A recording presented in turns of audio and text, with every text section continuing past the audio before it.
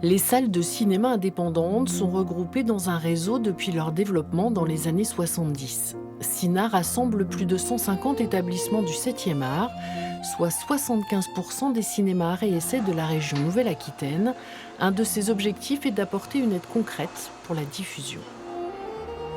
L'idée, c'est quand même de soutenir plutôt les films à réessai, les films d'auteur, et puis aussi sur le jeune public, des films qui vont éveiller la curiosité des enfants, nourrir des nouveaux imaginaires. Et puis l'idée, c'est surtout un moment de partage dans la salle. À Châtellerault, le cinéma Les 400 coups était intégré dans une MJC avant de devenir une entité à part entière en 1990. À partir de là, les projections ont été plus nombreuses et plus régulières. Et en 93, quand la municipalité a souhaité récupérer une partie de la structure, elle a dédié le cinéma. Et donc, elle nous a légué une subvention pour pouvoir embaucher un vrai professionnel de cinéma. En 2001, Pascal Robin devient directeur du cinéma. Nous accueillons ce soir Stéphane Likyong pour ce film Dans la cuisine de Nguyen. Il veut promouvoir tous ces longs métrages auxquels on n'accorde pas la place qu'ils méritent. Et le film est court, 1h30. L'objectif, c'est diffuser des films d'auteurs.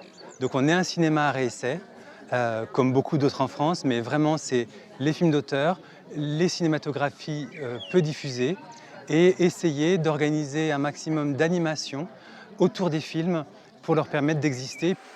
Parmi les animations proposées au sein de cette salle de cinéma, un festival annuel, Hexagone, qui permet d'aborder une thématique chaque année. En 2025, les spectateurs ont été emmenés vers d'autres horizons, l'occasion de croiser un réalisateur qui sait que son film peut continuer à exister sur les écrans grâce à ce genre d'établissement.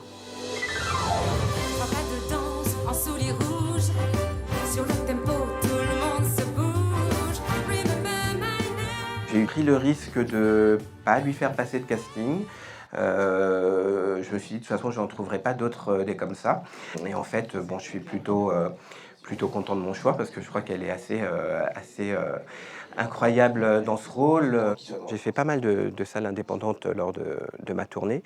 Et ce qui me frappe à chaque fois et ce qui me plaît, c'est d'abord l'engagement des exploitants, exploitantes et leur volonté pour intégrer le cinéma dans la vie de la ville.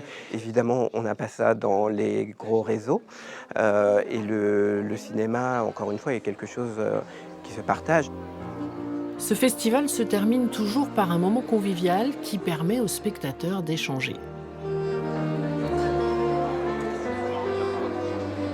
Ça nous permet de nous enrichir et quelque part de se faire aussi sa propre idée sur différents pays, différentes cultures. Et ça, oui, c'est très intéressant. Je trouve que c'est vraiment là où on peut venir le week-end, faire une sortie. Souvent, moi, je le fais seul. Et donc, c'est vraiment mon moment à moi où je peux venir voir des films super cool pour pas très cher, du coup, parce que ça reste abordable, quoi. Alors, je suis arrivée à Châtellerault en 1977. Et je ne viens que dans cette salle de cinéma. Je suis très, très attachée à cette salle. Je trouve que c'est convivial, on ne passe que des bons films. Et je me sens bien là, quoi. Je me sens bien. Fort de 900 adhérents aujourd'hui, le cinéma Les 400 coups ne s'en sort pas trop mal, mais les années qui viennent s'annoncent difficiles. Un cinéma indépendant, alors si on est très très très sérieux, c'est par rapport à l'indépendance de ses financements. Mais finalement, beaucoup de cinémas associatifs comme le nôtre ne sont pas indépendants financièrement puisqu'ils vont dépendre en partie des pouvoirs publics et des fonds des pouvoirs publics. En ce qui nous concerne, on est dans une situation un peu difficile ou beaucoup difficile parce que les charges ont augmenté, les subventions baissent ou stagnent, même si on reste un cinéma bien aidé par Grand Châtellerault. Aujourd'hui, notre modèle économique n'est plus viable à très long terme. Donc il faut, comme on dit très pudiquement, qu'on se réorganise.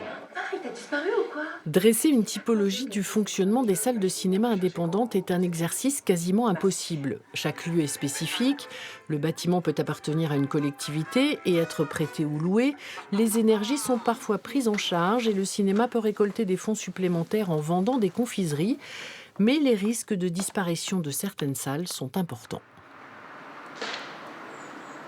Des fermetures, il n'y en a pas tant que ça pour l'instant. En revanche, on sait qu'on a des collègues en grande difficulté financière. La filière, de manière générale, est dans des difficultés importantes parce que côté distribution, c'est un peu pareil. Il y a aussi des frais engagés de plus en plus grands sur des films qui coûtent aussi assez cher et puis qui rapportent depuis le Covid pas forcément ce qui était espéré en tout cas. Pour survivre, la plupart des cinémas sont obligés d'avoir une équipe de bénévoles efficace, en plus ou à la place de salariés. À Melle, les projections sont assurées par 2 professionnels. Dans les mois qui viennent, des bénévoles pourraient être sollicités. Ici, en fait, l'association a voulu privilégier des postes de professionnels pour s'occuper en fait du bâtiment et de savoir un petit peu entretenir les projecteurs et d'assurer les projections. Mais là, en fait, on voudrait développer un petit peu plus nos séances. Certains bénévoles se sont proposés être formés à la projection à la caisse pour être sur des journées où nous, on est absent, ou en déplacement, ou en repos, tout simplement. Le réseau SINA intervient aussi dans ce cadre-là. Il y a des actions de formation. Par exemple, là, il y en a qui sont menées pour former à la fois les bénévoles et aussi les projectionnistes sur des nouveaux outils, des nouveaux projecteurs, être beaucoup plus autonome aussi sur les projecteurs, puisque depuis qu'on est passé au projecteur numérique, on est allié à notre installateur, puisque les projectionnistes ne sont pas tous des informaticiens. Bonsoir. Bonsoir. Voici, bon film. La programmation du Méliès s'est établie sur 3 semaines, avec quelques films grand public et d'autres plus pointus, français et étrangers, ce qui convient à ses spectateurs. Pour moi, le Méliès, ça représente un cinéma qui est près de chez moi depuis que je suis tout petit, donc je viens très facilement ici en semaine, quand je veux. C'est plus accessible que ceux qui sont plus loin, qui sont à Niort par exemple, où il faut prendre le bus, où il faut... c'est plus compliqué. C'est aussi pas de pub au début du film, ça c'est pas mal. En pénétrant dans l'univers du cinéma, Lisa Bianic a réalisé un rêve d'enfance. Il y a une quinzaine d'années, après une carrière dans le domaine commercial, elle a passé un CAP de projectionniste. Je suis partie après dans un cinéma 6 salles qui a fermé pour ouvrir un multiplex de 10 salles où là j'étais chef cabine et chef de hall suivant les différentes années que j'ai effectuées. Je suis arrivée en 2009, il y avait encore de la pellicule, donc j'ai eu encore les mêmes soucis que tout projectionniste. L'image qui brûle, le film qui casse, voilà.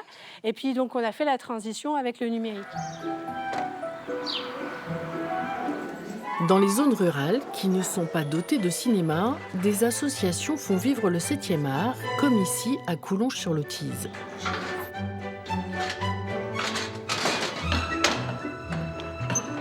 Grâce au CRPC, Centre régional de promotion du cinéma, les spectateurs profitent de films sortis quelques semaines auparavant. On le sait, dans les communes rurales, on a souvent beaucoup de personnes âgées qui n'ont pas forcément les capacités de se déplacer le soir tard. Donc le CRPC vient justement accomplir cette mission d'utilité publique, finalement, d'amener la culture dans tous les territoires, même les plus isolés.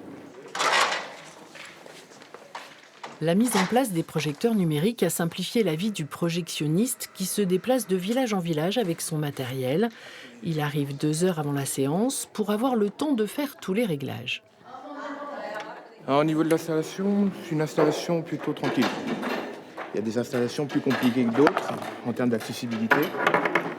Mais ici, non, on est plutôt tranquille. Et puis on a de l'aide. C'est ce qui est magnifique. On n'est jamais au même endroit chaque jour. On bouge et puis il y a aussi le côté où on regarde un film gratuitement. me permet de regarder mon téléphone parce qu'il faut que je regarde quel objectif mettre. Donc là, par exemple, on est à la salle Colinica, soit je mets l'objectif 20 ou 16. Du coup, j'ai un 20, je vais mettre un objectif 20. Et c'est quoi la différence entre les deux? La taille de l'image.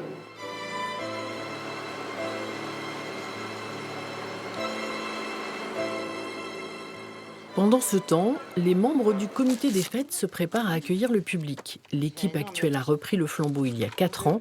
Ils sont une dizaine à se retrouver tous les 15 jours. Ça fait du bien à tout le monde de se retrouver déjà. Et puis de partager un beau moment autour d'un film. Quand on fait des séances enfants, ça fait des moments familiales. Donc ça, c'est intéressant. C'est pour ça qu'on y a intégré en plus, parfois, surtout en octobre, des petits goûters. Ils sont gâtés chez nous. Hein. C'est pour ça oui, c'est pour ça qu'ils reviennent. Et ensuite, on fait film apéro. Il y a l'apéro après le soir. Bonjour Sylvie. Bonsoir. Bonsoir. Vous allez bien? Oui. Alors, est-ce qu'elle est gratuite la tienne? Non. Non. Si vous avez un problème, vous le dites. Et voilà, on a droit aux bonbons. Donc, C'est plus pour les bonbons ou plus pour le cinéma? Ah non, le cinéma. Moi, je préfère toujours des petits bonbons. Un peu du cinéma quand même. Ah bah bien sûr, sinon je viendrai pas tous les 15 jours. Des millions d'années de camping. Ce livre, ce sera notre Bible, notre feuille de route.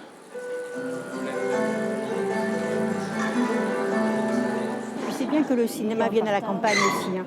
Oui, hein, parce que Je sens que oui, les gens là étaient. Je pense qu'il y a eu beaucoup d'émotions et quand on le partage, c'est encore mieux.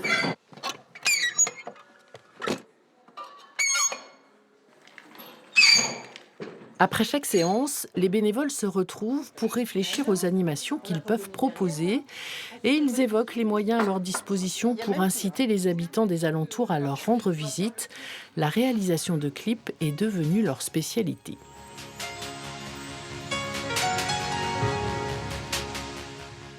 On essaye en fait de pouvoir attirer le public d'une façon un peu différente et donc on se dit pourquoi pas nous aussi faire nous-mêmes aussi notre cinéma et donc là on a un exemple par exemple d'un clip de rentrée qu'on a fait au mois de septembre.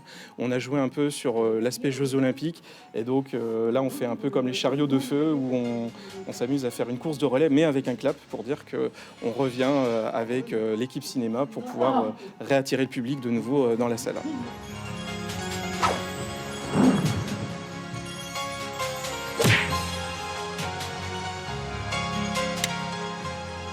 Les cinémas indépendants ont la capacité de promouvoir des longs métrages qui bousculent les conventions et qui se veulent inclusifs et innovants. Ils assurent la pérennité du cinéma d'auteur et l'émergence de nouveaux talents. Sans eux, les jeunes réalisateurs disposeraient de peu de moyens pour se faire connaître. on peut aller tous ensemble. Merci.